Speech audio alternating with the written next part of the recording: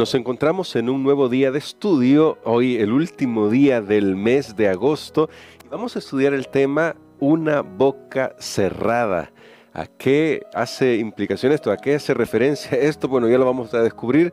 Hay algunos consejos y algunos principios que vamos a aprender y definitivamente tal vez no sea fácil, pero siempre será el mejor camino a seguir porque nuestro Dios nos está dando su dirección. Vamos a orar para poder hacer nuestro estudio de hoy. Querido Padre, necesitamos de tu sabiduría para estudiar tu palabra, especialmente cuando hay temas que resultan difíciles para nosotros, pero ayúdanos, te lo imploramos en el nombre de Cristo Jesús. Amén. Amén. Pastor Ani Perla, hoy nos encontramos con un tema que de entrada suena un poco raro, una boca cerrada. En una cultura como la nuestra, en un tiempo como el nuestro en el que acostumbramos a abrir la boca para reclamar nuestros derechos, pedir justicia, hacer que las cosas, ¿qué puedo decir?, cambien. ¿Qué está queriendo decirnos hoy la lección con este tema? Que no va a validar el abuso, porque eso ya usted lo ha destacado y lo hemos destacado en las lecciones, no se va a validar el abuso de ninguna manera, pero que nos va a ayudar a nosotros a saber cómo lidiar, especialmente cuando hay otras personas involucradas en el crisol que estamos sufriendo. Muy bien, creo que es un título muy interesante y recordando que esta semana estamos hablando de la mansedumbre. Sí. La mansedumbre, alguien puede pensar, pero tiene su límite. A mí me llama la atención la lección de este día porque va a hablar en relación al esclavo, esa relación que había entre el esclavo y el amo, o sea, el siervo y el señor.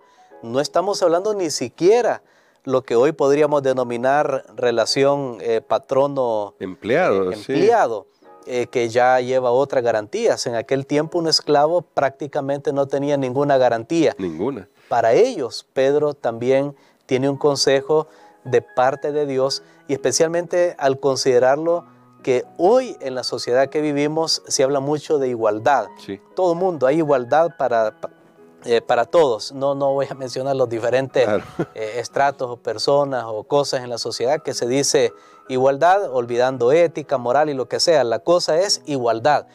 Y el apóstol Pedro tiene un consejo que da una respuesta para todas estas cosas. Vamos a ir a la primera carta del apóstol Pedro, el capítulo número 2 y los versículos 18 hasta el versículo 24. Y dice así en primera de Pedro 2, 18 al 24, de la siguiente manera: Criados, estad sujetos con todo respeto a vuestros amos, no solamente a los buenos y afables, sino también a los difíciles de soportar. Lo que merece aprobación es que alguien, a causa de la conciencia delante de Dios, sufra molestias padeciendo injustamente. Pues, ¿qué mérito tiene el soportar que os abofeteen si habéis pecado? Pero si por hacer lo que es bueno sufrís y lo soportáis, esto ciertamente es aprobado delante de Dios.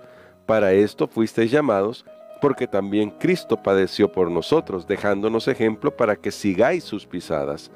Él no cometió pecado, ni se halló engaño en su boca. Cuando lo maldecían, no respondía con maldición. Cuando padecía, no amenazaba, sino que encomendaba la causa al que juzga justamente. Él mismo llevó nuestros pecados en su cuerpo sobre el madero, para que nosotros, estando muertos a los pecados, vivamos a la justicia. Por su herida habéis sido sanados, dice ese pasaje, y ya nos presenta varios desafíos, pastor. Definitivamente, creo que aquí vamos a encontrar algunos principios que funcionan para nosotros hoy, como lo funcionaron en aquel tiempo, especialmente en esta relación de esclavo. Y Pedro, en el primer párrafo que leímos, ahí resume todo.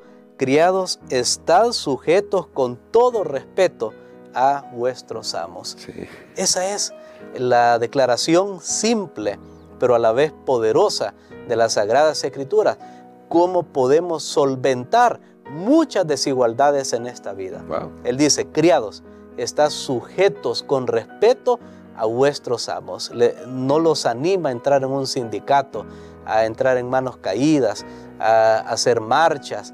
No, simplemente les dice, sujétense con respeto a sus amos. Ya en el versículo 13 Si leemos anteriormente, ahí en el mismo capítulo, también ya él había dado un consejo. Sí, que dice, por causa del Señor, someteos a toda institución humana, ya sea al rey como a superior y luego a otros dignatarios, Es ¿no? correcto. Ahora, aquí la Biblia nos está diciendo que muchas veces en la sociedad habrá desigualdad, habrá injusticia, pero es interesante que el papel del cristiano en medio de todo eso es llegar a ser un ejemplo y un testimonio. Usted puede pensar, pastor, esto no es fácil. No, No. pero para eso están los derechos humanos. No, pero hay injusticia.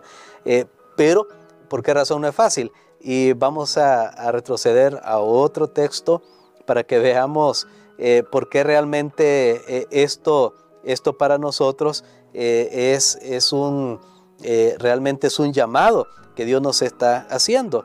Lo podemos ver ahí, por ejemplo, en el versículo 11. Que dice así, amados, yo os ruego como extranjeros y peregrinos que os abstengáis de los deseos carnales que batallan contra el alma. Muy bien, la clave está que Pedro le dice, ustedes son extranjeros y peregrinos. Sí. En otras palabras, ustedes son de otro mundo.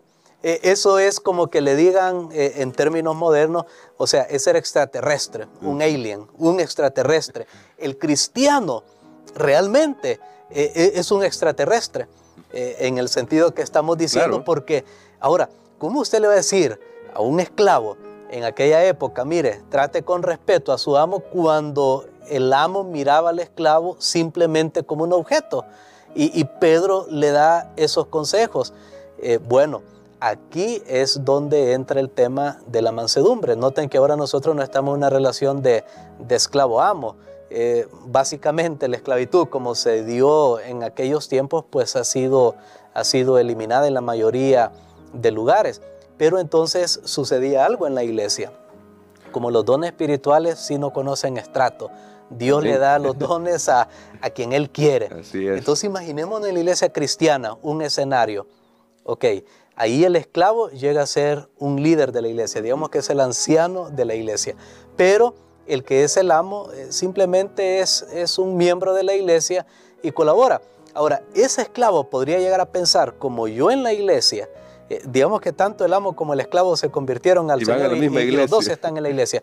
Entonces podría llegar a pensar, bueno, como yo en la iglesia soy el líder y aunque mi amo pues es mi amo, pero como él no es el líder en la iglesia, yo en el trabajo me voy a comenzar a comportar como que si pues yo no tengo que obedecer. Ese problema se estaba dando, porque de hecho se cree que la mayoría de los cristianos en el primer siglo eran esclavos. Recordemos que Roma era una sociedad donde la esclavitud estaba muy esparcida, muy arraigada en la cultura, y de hecho eso lo dice el apóstol Pablo. No vamos a leer el texto, pero en 1 Corintios capítulo 1 y versículo 26, él les dice, y ahora podemos entender por qué dice eso.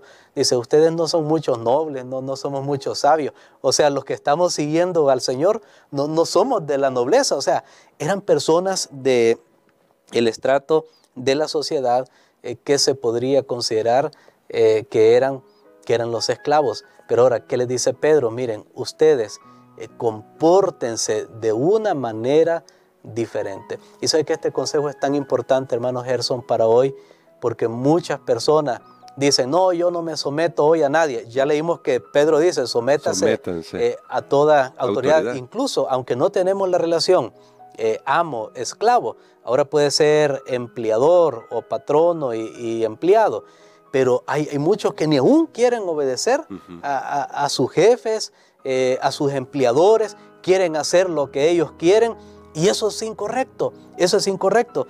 Pedro da dos razones para hacer esto, porque usted dice, esto es demasiado difícil de soportar.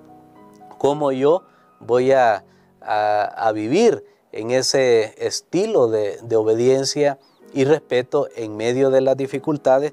Entonces Pedro da, al menos yo lo puedo resumir en dos razones. Número uno, Pedro le dice, ustedes fueron llamados a esto. ¿Llamados a qué?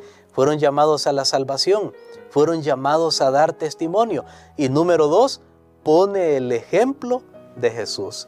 Cómo Jesús soportó cuando él fue maltratado. Es más, Pedro allí usa una palabra que nosotros lo podemos traducir como calcar, cuando él dice que él nos dejó ejemplo. Wow. Es como cuando uno pone una hoja y debajo está el dibujo, entonces uno comienza a seguir la figura en la hoja que está en blanco.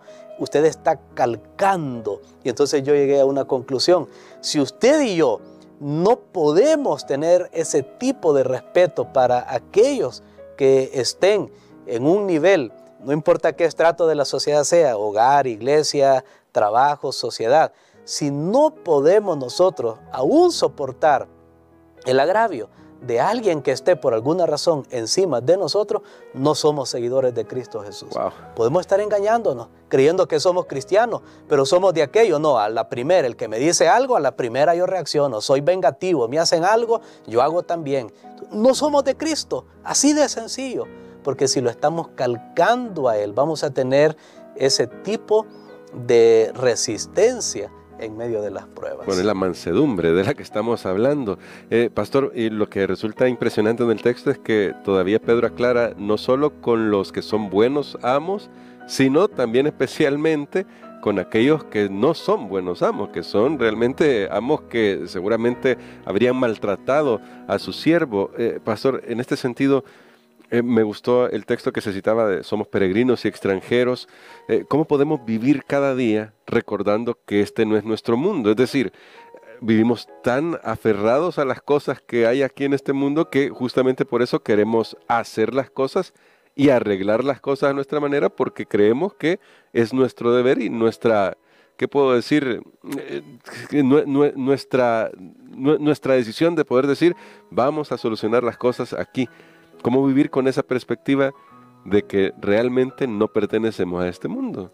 Bueno, creo que el cristiano siempre tiene su mirada puesta en Cristo Jesús.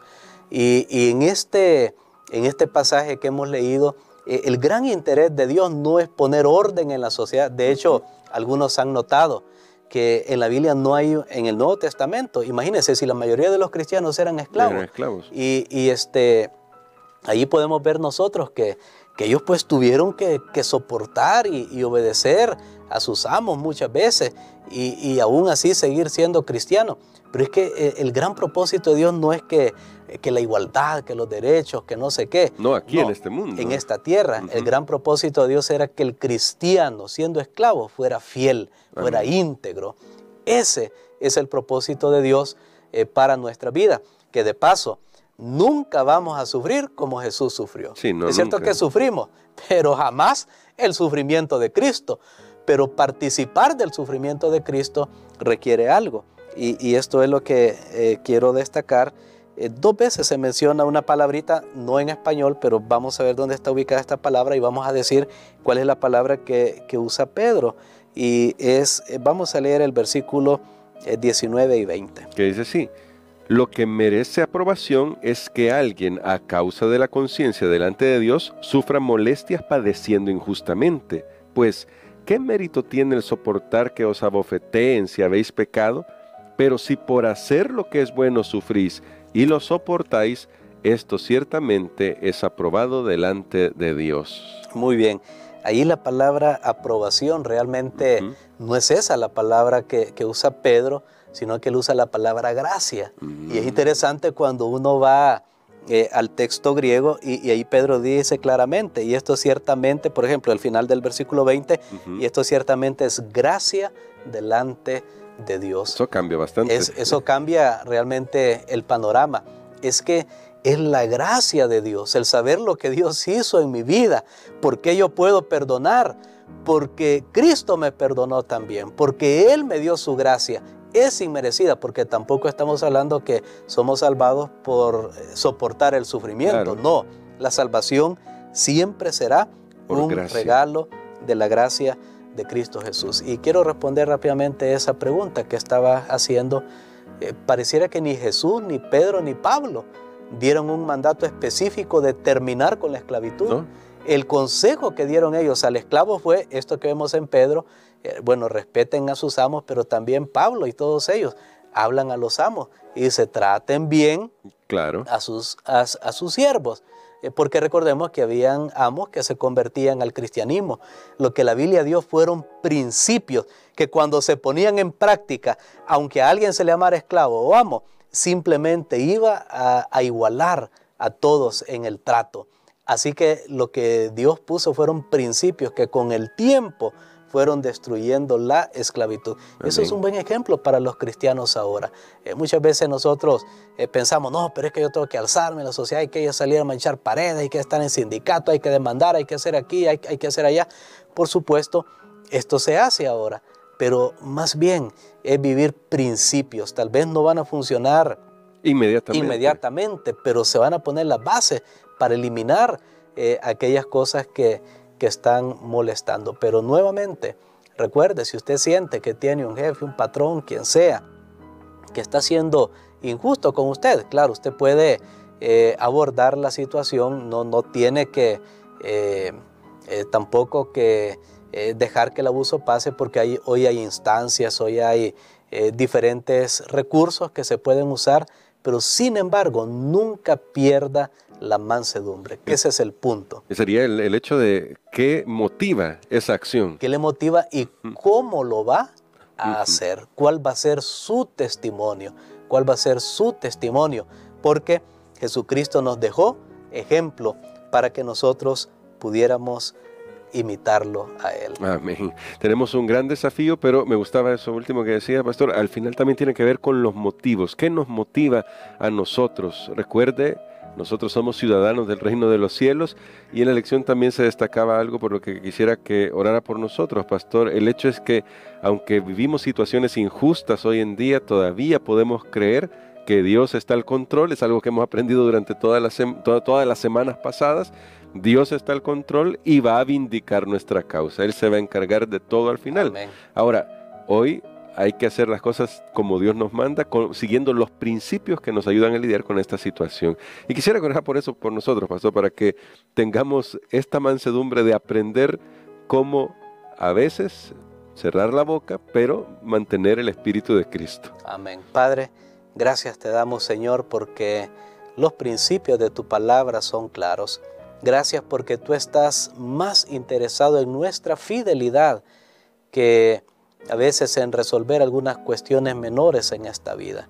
Ayúdanos, Señor, ponemos nuestras vidas en tus manos, sabiendo que así como Jesús soportó y padeció para llegar al camino de la exaltación, así también nosotros podemos, al igual que el rey David, podemos soportar injusticias que vengan en la vida, Señor, pero con el propósito de que podamos ser salvos.